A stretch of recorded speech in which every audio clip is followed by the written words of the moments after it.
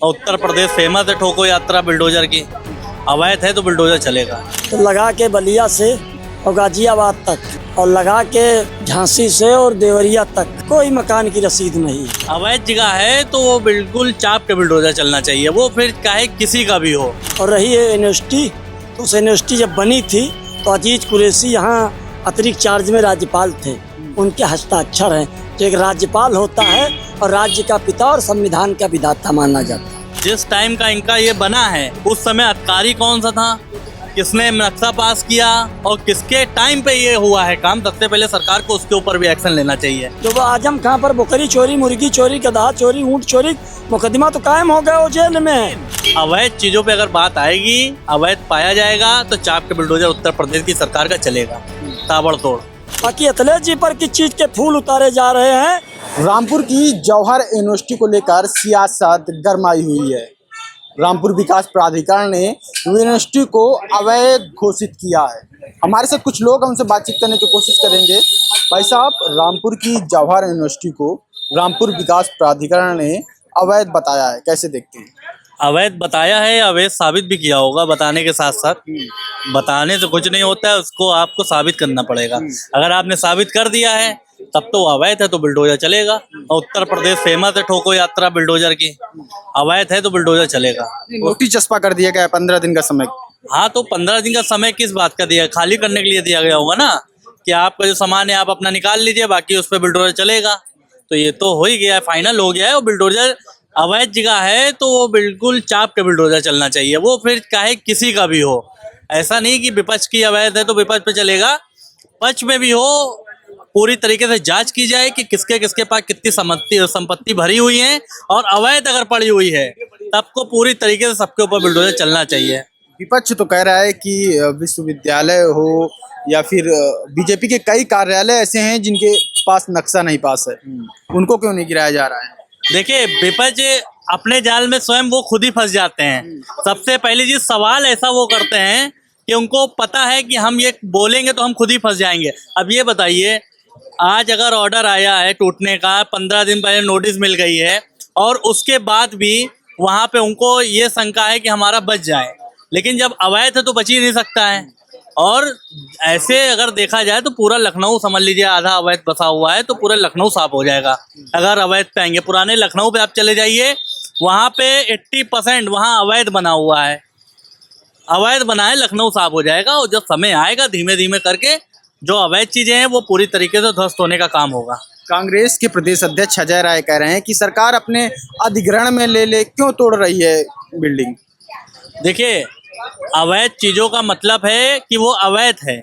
सरकारी संपत्ति पे कोई भी आप आके निर्माण करेंगे, तत्काल वहां पे बुलडोजर चलेगा। और सबसे पहली चीज, जिस टाइम का इनका ये बना है उस समय अधिकारी कौन सा था, किसने नक्शा पास किया और किसके टाइम पे ये हुआ है काम, सबसे पहले सरकार को उसके ऊपर भी एक्शन लेना चाहिए।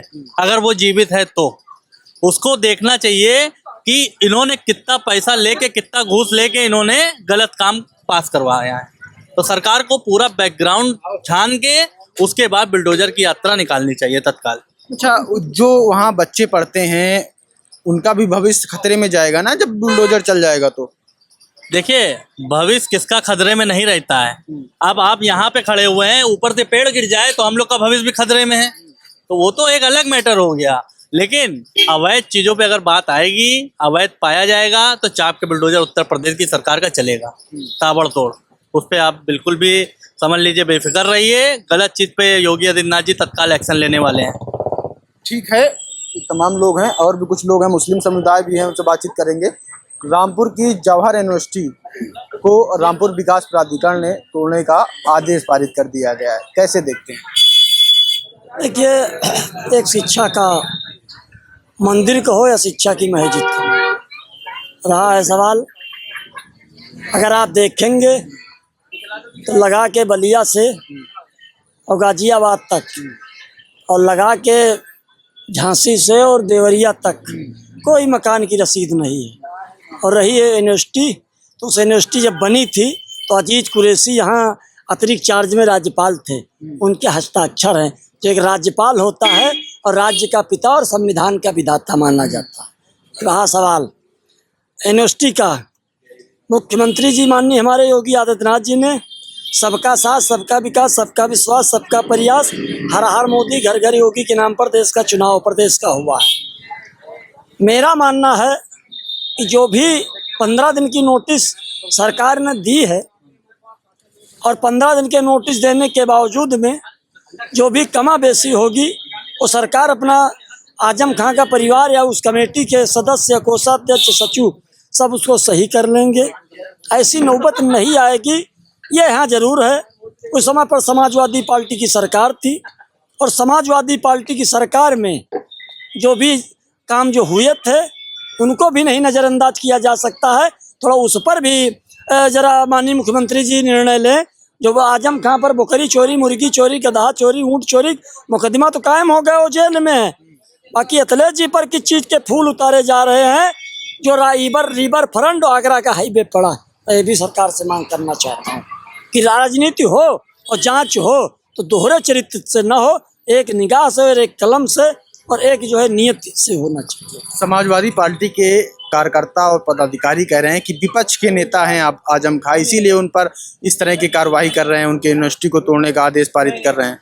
हाँ, अगर अखिलेश यादव जी कह रहे विपक्ष की निगाह जब लगाते जब आजम खां जेल में बंद थे, आजम खां के लिए लड़ाई लड़ते आप, तब तो आप कहने के रहे ना आजम खां समाजवादी पार्टी के रहे ना समाजवादी पार्टी आजम खां की रही। और मैं बड़ी जिम्मेदारी से हाथ जोड़ के आजम साहब के परिवार से और नात रिश्तेदारों से मैं कह रहा हूँ कि आप समाजवादी का आप लोग पीछा छोड़ दीजिए।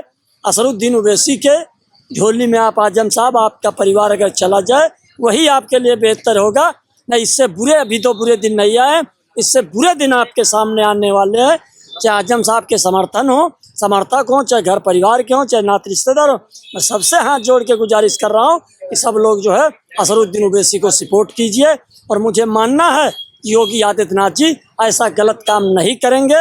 अगर यूनिवर्सिटी में कोई कमी है उसका तब तक प्रशासन कोर्ट द्वारा या वकील द्वारा या प्रशासन द्वारा उसका नक्शा सही हो जाएगा। ये मौका कहने के समाजवादी पार्टी को नहीं मिलेगा कि आजम खां साहब के साथ ये बुरा हुआ।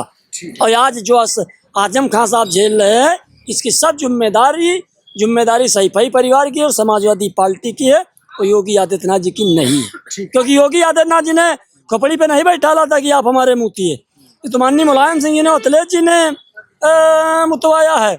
जब आजम खां नाराज होते थे पूरा सैफई परिवार उनको मनाने जाता था। तो आज जब आजम खां को मिल गया है, उनको अखिलेश जी का मौका मिल गया है, तो वही जो है फर्ज अपना अखिलेश यादव जी निभा रहे हैं आजम खां के साथ। अगला कोई सवाल हो बताइए। बहुत बहुत शुक्रिया। तो ये सराफत अली हैं, जिनका साफ तौर पे कहना है कि जो जवाहर यूनिवर्सिटी है उस पर सरकार ध्यान दे और बच्चों का जो उस यूनिवर्सिटी में भविष्य है उसको बचाए रखने के लिए काम करे। लखनऊ से दवाता.com के लिए आयुष अवस्थी।